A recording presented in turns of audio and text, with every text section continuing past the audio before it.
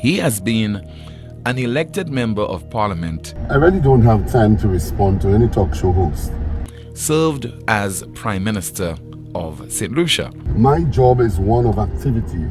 Because it's not a case of you doing so much for the people by representing them in parliament and speaking on their behalf. I wake up on the morning very early, as I've said in parliament. I've been up since 4:30 this morning.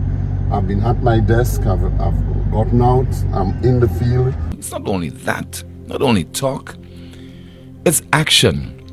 How have you impacted in a positive way the lives of the majority of the people of your constituents? Being able to move around and to understand the needs of the people and to respond to those needs. Parliamentary representative. That's what you're there to do, to represent the interests in many facets. The enhancement of the AGAD playing field, which is under construction at this time, and what we're doing there. In terms of the economic well-being, that translates to employment opportunities, creating the environment for that part of the island to thrive in terms of business activity, commercial activity. The Chase Gardens multipurpose court, which is again being enhanced. A community road which was recently done to improve on the livelihood and the well-being of the people. So why not take those people for granted?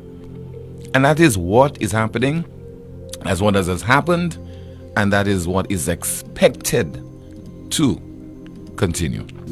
We also take into consideration the safety of citizens. So we build retaining walls, we build drainage projects, we do footpaths, we do a number of projects that if not attended to, if not done, persons can probably be endangered. And considering the poor state of the nation's infrastructure, we're able to do the St. Jude Highway. In Labrie, we have just completed one of the major roads, the Majumel Road. We have just completed a small community road in Sunny Acres. There are about 3 of them to be done. We have just done the first one, and there are 2 more to be done. The Marshall Road was done and completed in the year of infrastructure. In Cicero, as we speak, we have just completed the Mont Bakery Road. The Montciton Road, okay?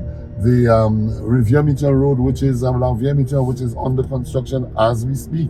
The Beausejour Road, the Kaimanger Road. In Dennery North, and I'm sure many people who have traversed the East Coast Road will recognize that we have dealt with the paving of the road from Lacaille all the way to Larissos. That is a major piece of work which was done in the valley. We have done the Venus Ancillary Road also. A host of roads, over 60 roads done throughout the country. I didn't sit at my desk and it just happened.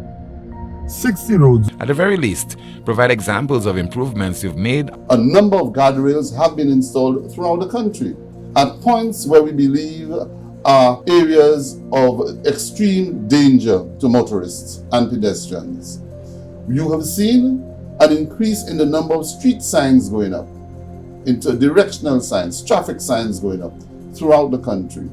I'm sure you've also seen an intensity in street markings. Infrastructure Minister, Mr. Stevenson King. No talk show host does this kind of work that I'm doing. Infrastructure Minister says he is doing a good job. The talk show host goes to his home after having a drink or 2 by some bar, goes home, and the next thing is to wake up the next day and to find himself to talk and to give wrong information on a number of issues. A government minister says he is doing a good job. I think nobody says that. Nobody in their right mind would say that. So for me, I do not waste my time on such things. I believe I have proven myself over the years by the manner in which I have conducted myself as a politician, the manner in which I have developed Castries North. I've taken it from just being a constituency with no development of substance, and I've given it all of this. The Coyote community itself is one of the communities that I discovered in 1994-95 and got the Prime Minister then, Sir John Compton, to agree that it was a suitable place for housing in St. Lucia.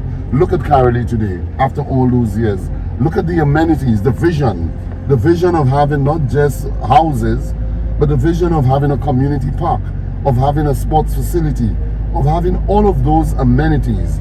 It was my vision. It wasn't anybody's vision. It was my vision, developed on the fact that I knew the needs of the people, and I understood what it meant for people to move into new communities and to be able to settle in with all of the amenities that one would really love to have in other areas. So that is the sort of thing.